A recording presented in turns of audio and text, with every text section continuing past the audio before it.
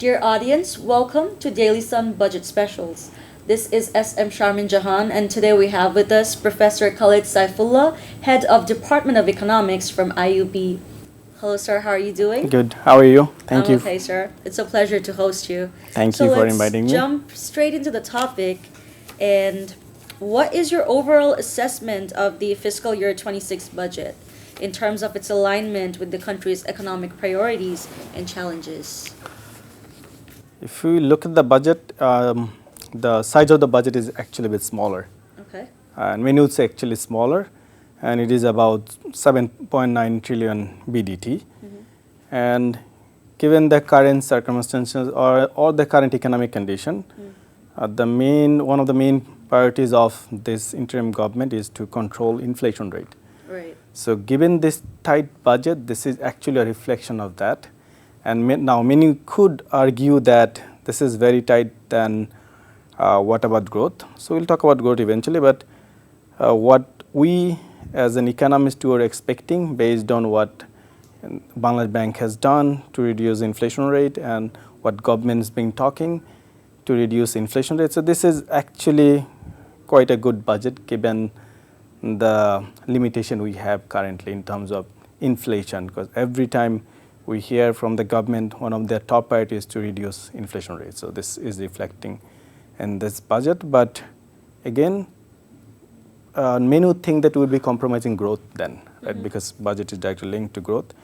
And the projection is about 5.5%. This is the projection of growth.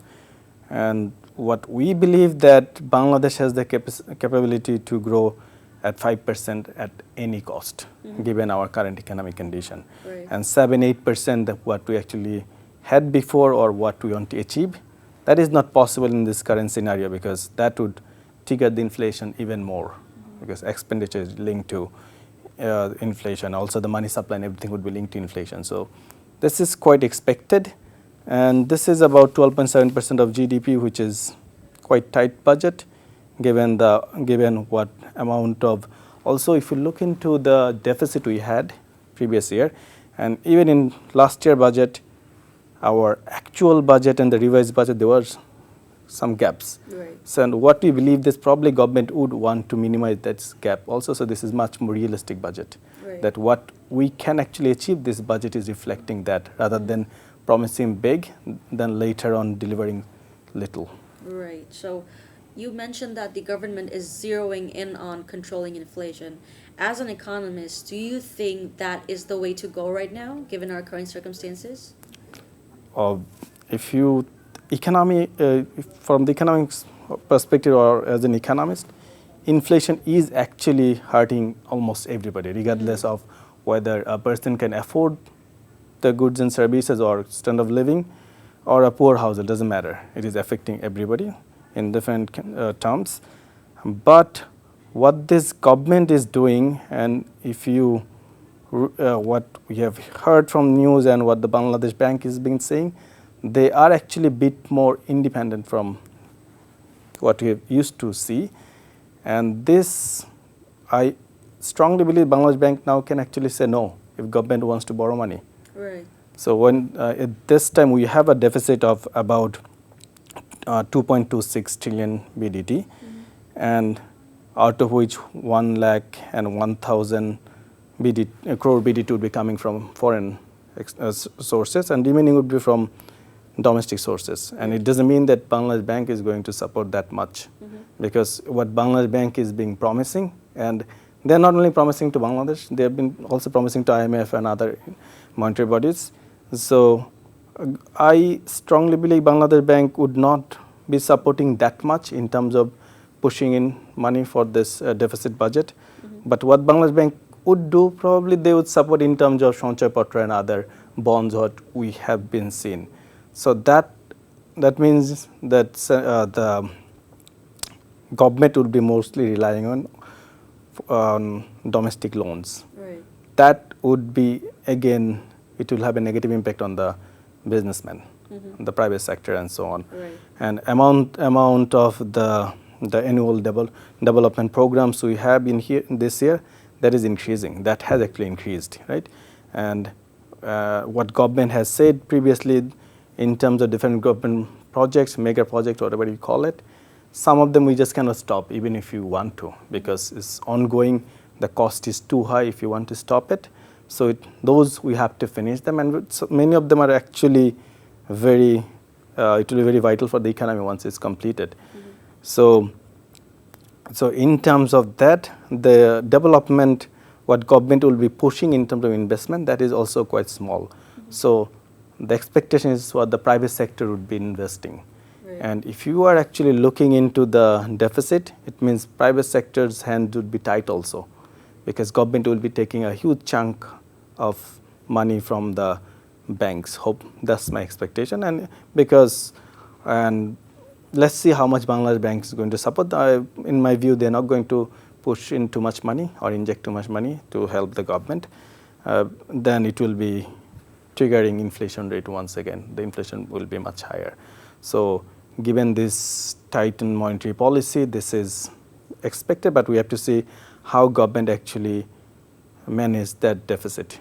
And even if we look into how we are going to spend money, about 15% or 16% of the money is actually going towards interest repayment, which is huge amount, right, of our total budget. And if we look into that, probably this is what government, I'm not sure why government is actually paying that much amount, which is about 1.22 trillion BDT. Probably that would be good for the economy in the long run. Will be less dependent, and also that has to do with foreign currency and so on. Our reserve is increasing, which is a good thing, so probably this is a good sign for government to repay back. And our total foreign loan is about $84 billion. So that is, if you think about it, it's quite small. If you look into the other countries which have a similar economic size as we do, or GDP comparison, so we are it is quite small. And since we're still a least developing countries, we are actually getting benefits in terms of the interest rate we are paying. It is quite low, the constitutional interest rate that we are paying. We're getting longer time frame to repay back the loan, which we'll be losing once we graduate. So I think government is keeping that in mind. So they aim to pay back as soon as possible. So they are being strategic. They are being strategic, Right. because we have only a few months. So for my next question, you saw that the budget emphasizes infrastructure, youth employment, and healthcare. Do you think these allocations in these areas are adequate and well targeted? When you talk about healthcare, one thing is that it was in almost every budget that we say that the expenditure on education and health, it is not what we expect from the general public point of view. And it is one of the lowest. If we compare even in Southeast Asia, South Asia, it is one of the lowest we have in Bangladesh. So from that point of view, it is about 10,000 crore extra for our healthcare services. So that would be good for the economy, and government is actually reducing bad, I think when you are in hospital, the charge they are charging to the patient, I think the bed charge or something, it was, the details is not out yet, details are not out still, so which is a good thing. And health is an essential, and if you think of in Bangladesh, about more than 70% of our health expenditure is out-of-pocket expenditure, and that is actually very, very harmful for the low-income household, especially along with the middle-income household also. 70% of, at least 70%, it is even higher in certain cases. So that is good for the households, so they will have extra money to spend somewhere else. But let's see how it goes on, how much you actually spend. This is just an estimation or the projection and so on. And in terms of the youth, they have actually increased the budget for primary and secondary education, which is a good thing, because we are doing quite well in terms of primary education, but we are doing quite not that good in terms of secondary education. If you look into the dropout ratio from primary to secondary, it is quite high. It is. So if we can actually minimize that, that would be very good for our next workforce and so on. And so if government can manage that, not just build school, but to make sure kids actually attend school, that is more important, because most of the time we count school attainment rather than school attendance. If you enroll in school, you don't go to school, still you are counting in the national database, you are still in school. So that's not very helpful. But if government can, if the policies are designed in such a way that kids should go to school, just like we had policy for primary kids to stay in school, different incentives they were providing. And along with that, in terms of youth, the job creation, it has to be done by private sector. As I mentioned, that government is not going to invest so much money in terms of investment, which will actually create jobs. And if since we have a tight monetary policies, and lending rate has already gone up, right? And the rules we have in what IMF has suggested, Bangladesh Bank, and many of them, actually Bangladesh Bank picked up many of those suggestions. So businesses are actually in tight position, and to my view, many of our, if you think about business, we mostly think of RMG, right, ready-made garments and textile industries, and they did receive a lot of benefits from government, and this industry is about 40 plus years old, right? So they should be mature. So one thing we should be probably looking why they are not mature. Why did we fail from the policy perspective? Right? Because it is bringing majority of our foreign currency to our country.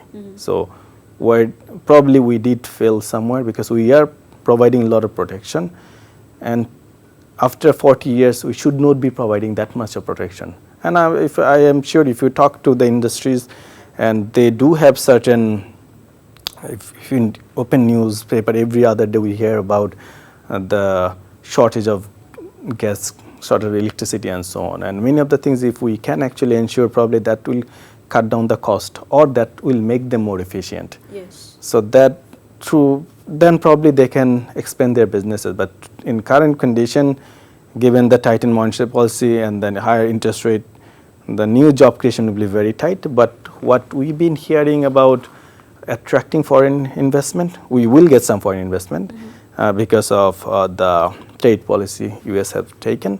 So some investment will come to Bangladesh based on our strategic position and so on. But whether we can actually attract more than that, that would be very important. And if the foreigners are coming with investment, then we have to think of also the ease of doing business, cost of doing business. And in Bangladesh, it is very well known that cost of doing business is not cheap here. No, it's not at all. It's not cheap At here, all, right? yeah. So, and on the one hand, we are talking about to bring foreign investment, but we are not addressing this issue. We heard about it, but we don't see anything reflected here. Yeah. So if we can actually bring foreign investment, that would be a good way to increase employment, jobs and so on. But though we have seen promises, the new investments are coming. Let's see how it goes. But we have to actually improve our business condition, and because the foreigners, they want to see their money is secured, and how efficiently we're using their money and their return, and how much they're getting in return and so on. Because they will go to a country where they're getting better benefits out of it. So we have to think about ease of doing business, cost of doing business. We're doing pretty well, pretty bad in those indicators. And even World Bank data reflect that also. So let's see how it goes. So far, job creation, we have money allocation in terms of training, what government has proposed, but job creation is not that clear yet. The most of the expectation is actually on the private sector. On the other hand, we are following a tightened monetary policy, so it does contradictory. So since we just talked about job creation and employment opportunities, do you think this budget properly addresses poverty alleviation? Because we do have a very large population of lower middle class and working class people, and we need to think about them. Do you think this budget reflects that?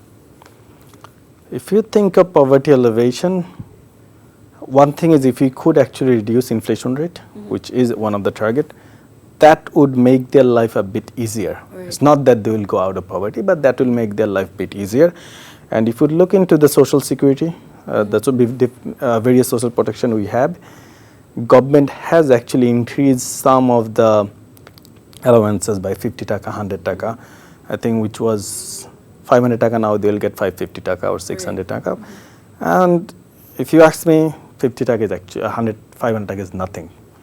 Based on our current budget, current market condition, 500 taka probably will get them not even a week, 2-3 days at max. Even if you think of very basic necessities, rice, lentil, oil and spices, they cannot buy more than probably 2-3 days of food. Right? So that's not enough. But at the same time, government do not have enough money in their hand either, right?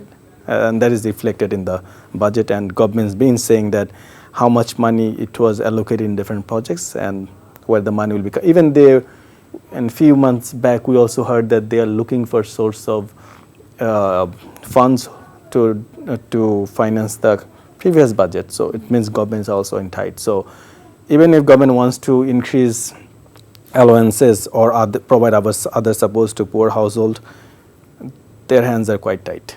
And if they do that, it means again money circulations are increasing. Then it will be reflected in inflation. So the policy will be contradicting one to another. So it is not possible. But I think it is a good gesture that it has been increased by 50 taka or 100 taka, even though to my view it will not help that much. But again, I don't believe in giving in cash. That is purely my view. If you give allowances as cash, they will use it as their consumption. That would not bring anything. And I understand that giving 500 taka is not that much. And with 500 taka, they cannot do any business either. But if you are giving money continuously, in certain cases you need to give money. But if you can have policies to get them out of poverty, that would actually help them much. A system perhaps. Perhaps, and design a new program, but that cannot be a national-wide program. It has to be small, then slowly, gradually pick up. Right. Because you cannot help people continuously, the same group of people, right? So, which will be very challenging, and interim government, I don't think they will make this kind of promises because that's a long promise. Right. So, previously during the first question, you mentioned that this budget was very realistic. Could you elaborate on that? Why do you think it's super realistic?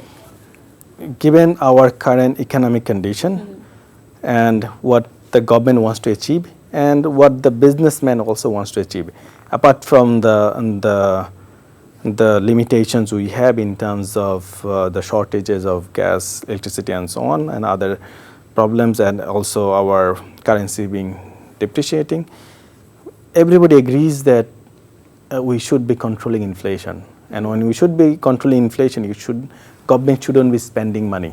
Yeah. So which is actually happening here. They are not spending money, and where the budget was increased, it is what should have increased. For example, healthcare, education, that is expected, right? But if you look into what we have heard, for example, we heard a lot about defense budget would increase, right? It did not actually. Yeah. So that is a good sign that government is not spending money where it doesn't need to be spent. It doesn't need to be spent, and they are actually looking into controlling inflation, which would actually help even poor households, going back to your questions, indirectly. Right? So that is a good thing. And whatever the policies they are taking, it is actually being reflected in the budget. And there are a lot of criticism on previously that we talk about controlling inflation, at the same time we are increasing budget, we are printing more money, which we are not seeing in this budget, so which is a good thing. Right. So I'm going to ask you this. In the past, let's say in the past decade, the budgets that have been set in comparison to this specific budget, do you see any specific or any massive difference as an economist that you think is significant? Only thing, like a pattern or a trend. The budget is more or less the same, if you ask me. Yeah. The pattern is more or less the same. Yeah. Only thing what I'm hoping to see, the projected budget and the actual budget, will see a very close tie to one another. Right. This year, the projected budget and the actual budget, there is quite a huge gap, right? Yes. So, if we can project a budget very efficiently and with 5 to 10% error, it shows that we know what we are trying to achieve, and based on that, our budget not only should talk about or only should not be reflecting what the government wants to achieve within a year. It should have a long-term view, right? 5-10 years view, and we do have 5 years planning and so on, and other policy documents. This budget should be reflecting those also, right? And so given our current economic condition, this is a realistic budget, but at the same time, we want to, as we are going to graduate, we will have more limitations coming up in terms of export and other things. So how we are going to address those? Because I believe government needs to support those also. And when you talk about tariff, it will come back to us. It was tough for 3 months, right? It will come back to us. How we can address those? And we saw the list of goods they talk about US, right? And I don't think they really care about the list of 100 or some goods they talked about. I don't think they care about the list. It's all about the monetary value. They look into the deficit, not what product we are buying, right? If you buy very low value added product, they're not so much interested about that. They want to sell off the high end products or high value added product where they make the most money. And so it's not what we have seen many newspapers and in TV, many policymakers, they talked about products. I don't think we should be worried so much about those 100 products. Right. We should be looking into the monetary value, not just the products, itself, right? yeah. And if you can bring machineries, that's what they want to sell. Rather than selling a small product, they want to sell machineries, which the number would be less, but the monetary value would be higher. So we have to explore that also, because I don't think we'll get away with tariff that easily. Right, that makes sense. Okay, thank you so much, Mr. Thank you. Saifullah, for your insights. Thank you so much, dear audience. Please stay tuned for more. Good night. For more updates, follow us on Facebook, subscribe our YouTube channel, get the latest update on www.daily-sun.com.